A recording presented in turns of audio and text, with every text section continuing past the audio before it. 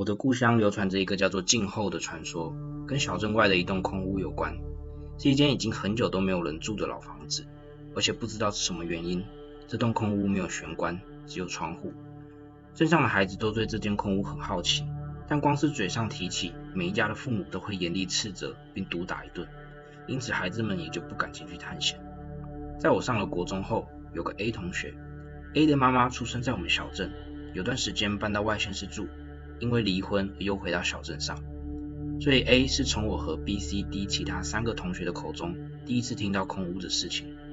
他说绝对要去小屋里面看看。A 有这样的勇气是因为他没有被父母打过。不过大家本来就很不解，我们的父母为什么会这么反对我们谈论小屋的事情呢？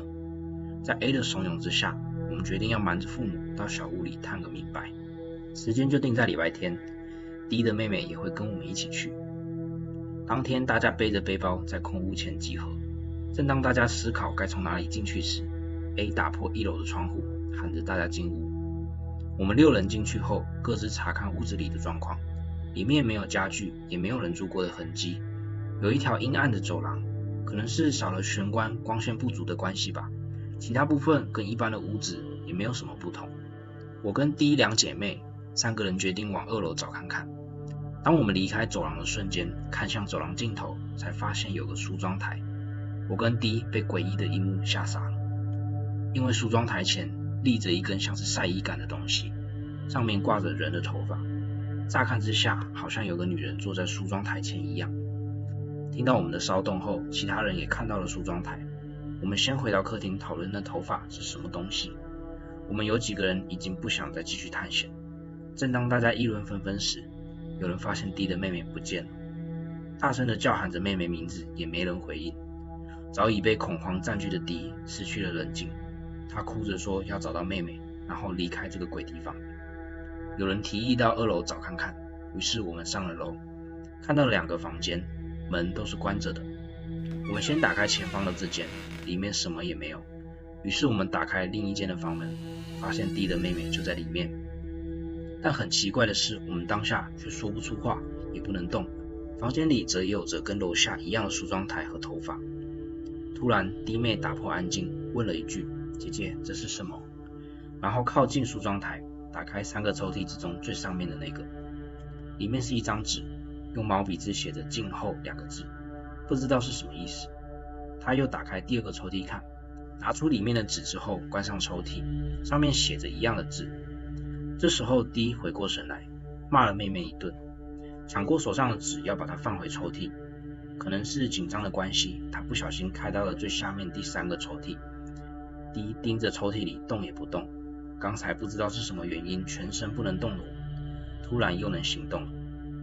这时候 D 关上抽屉，然后抓着自己的头发一阵猛吸，大家叫他也没反应，他就是这样一直吸着自己的头发，还往嘴里塞。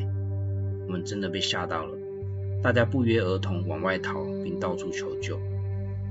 屋离我家最近，妈妈听到我们这群又哭又急的孩子在叫喊着，再看看怪异举动的 D， 马上变了脸色，愤怒着问：你们去了空屋对不对？我们只能哭着点点头，没办法好好说话。妈妈要我们待在客厅别乱跑，她要去叫其他人的爸妈过来，然后就抱着 D 上去了2楼。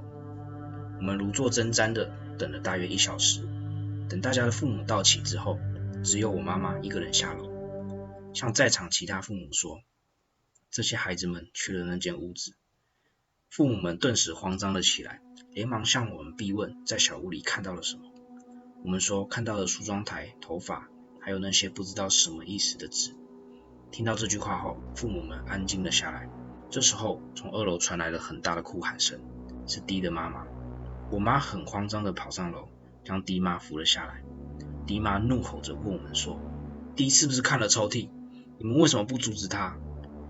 由于场面过于混乱，我们这些孩子被转移到 B 的家里待着。B 的父母跟我们娓娓道来，那间空屋单纯是为了那梳妆台跟头发而盖起来的，是在我跟你们爸妈还是小孩子的时候盖的。那些头发也是真的，然后你们看到的字就是这个，对吧？ B 的爸爸一边说，一边写出了静后2个字，跟我们看到是一样的。B 的爸爸说，这个是头发主人的名字，只知道是这么写，但不知道怎么念。这事情就这样吧，你们也别再提了，更别再靠近那间屋子。至于 D 的话，忘了那个孩子吧，他无法再复原了。然后 B 的爸爸就离开了房间。没多久 D 一家就搬走了，大家上高中后也各自分开，这件事情也逐渐被冲淡。直到大学毕业后，我妈收到了 D 的母亲寄来的信，但她不跟我说信中写了什么，只是意味深长地对我说，身为母亲是可以为了子女而选择藏起来的，如果是你发生那样的事情，我也会有相同的选择，尽管那是错误的。故事到这边暂告一段落。我个人觉得最后那句话的意思可能是 D 的异常行为已经到了不得不把他关起来的地步，尽管这样囚禁他是错误的。接下来要讲的是梳妆台的故事，这是来自于某个家系的祖传仪式，母亲会从多个女儿中选中一个，并帮她取2个名字，其中一个是只有母亲才知道怎么念的真名。在这个家系中，女儿被当作仪式的材料。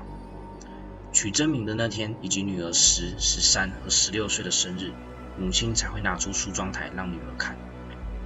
女儿10岁时，会被母亲带到梳妆台前，被拔下指甲，跟写着女儿真名的纸一起放入梳妆台的第一个抽屉。这一天，母亲会坐在梳妆台前一整天。到13岁时，则是要拔下女儿的牙齿，跟写着真名的纸放进第2个抽屉。16岁那天会举行最后的仪式，母亲会坐在梳妆台前吃着女儿的头发，吃完头发后，母亲会对女儿说出她真正的名字。到这里仪式就完成了，母亲会变成一天到晚只会吸自己头发的废人，到死为止都会被关起来，剩下一副空壳，而灵魂会到一个未知的地方，据说是一个乐园。留下来的女儿则是由自己开始作为人母，重复进行一样的仪式，前往母亲等待自己的那个乐园。后来这个恶习逐渐被废除，只有取真名的习惯和梳妆台被留了下来。就这样生活了许多年，有一位叫做八千代的家族女性结了婚，生了一个女儿，叫做桂子。但在桂子10岁的时候却发生了变化。那一天家里只剩下丈夫和女儿。回到家后的八千代看到了无法置信的一幕，女儿不知道被拔下了多少指甲和牙齿，死了。写有桂子真名的纸也落在地上，丈夫也不见了。八千代只能紧紧抱着女儿，不断的哭泣。邻居们听到动静，跑来查看发生什么事情，不明所以，只好先通知八千代的父母亲。而在那一晚，八千代在桂子的身边自杀了。他的父母亲听闻后，认为凶手是丈夫，异常冷静地说，他应该是想探知仪式的秘密，却又无法完全理解，竟然就等到桂子10岁，直接帮他进行仪式。八千代跟桂子2个人，我们会负责供养，你们也不用帮忙找她丈夫了。说完后就强行解散了现场的村民。不久后，丈夫死在了八千代家的门前，嘴里似乎还有着大量的长发。村民们去询问八千代的父母为什么会这样，他们说，因为我们下了今后若是再进入八千代家，就会变成那样子的诅咒，请大家让他们母女安静的沉睡，不要再打扰了。村民们也惧怕诅咒，因此不敢进入。很久之后，因为房屋过于老旧，在无论如何都必须拆除的时候，村民们才第一次知道屋子里面放着什么样的东西。或许是因为村民常年来供养着这对母女，在进屋搬迁时，他们并无受到诅咒，顺利的将东西搬到新的地方，建了一座新的小屋，安置这些受诅咒的物品，就是这2套梳妆台和头发。因为也不会有人进出，所以就没有建造玄关了。以上就是空屋的由来。前面有说过 A 的妈妈是搬到外县市后再搬回小镇的，其实背后另有原因，要从他们小时候说起。小时候的 A 妈跟 B 的爸妈，外加一个小姨，一行4人也去过那间空屋。他们是在半夜从2楼爬进去的。小时候的 A 妈胆子相当大，看到梳妆台后一直想打开抽屉，好不容易被其他3人给阻止，但在下楼后他们看到了另外一个梳妆台。A 妈这时候不顾众人反对，拉开了第1个抽屉，而且拿出了里面的东西。里面是一张写有只够2字的纸，而且还有好几片指甲。大家看了怕到不行，不小心把棒子上的头发给弄掉了。但也没时间复原，只是赶紧逃跑出去。几天后，他们担心会发生不好的事情，决定回去将头发给复原。因为 B 的爸妈有事，所以只剩下 A 妈跟小E过去。好不容易进屋将头发复原了，松了一口气的 A 妈决定要吓一吓小E，所以她打开了第二个抽屉，里面有着一样的纸，还有好几颗牙齿。小E快要被吓死了，但 A 妈反倒觉得很有趣，想要多捉弄一下她，于是用了只有小E看得到的姿势，打开了第三个抽屉。短短几秒的时间，小E看过抽屉以后就呆住不动了，叫她也没有反应。这幅景象终于是让 A 妈开始害怕，就丢下小E自己一个人回去了。回家后马上跟母亲说了这件事，母亲的脸色一变，跟小E的家人联络后，他们马上前往那间空屋，并把小E抱了出来。不知道为何小E的脸颊鼓鼓的，还能从嘴边看到一些头发。最后小E一家人搬走了，因为这件事情 A 妈的精神状况变得很糟，所以才被送到外县市的亲戚家住，直到离婚后才带着 A 回到小镇上生活。照理说，除了 D 跟 E， 不会有人知道第三个抽屉里面放的是什么东西，他们也已经神志不清，无法说明了。所以为了保持故事的逻辑性，今天就暂时不说后面的结局。原文篇幅真的很长，影片也是我个人看完故事后精简的版本。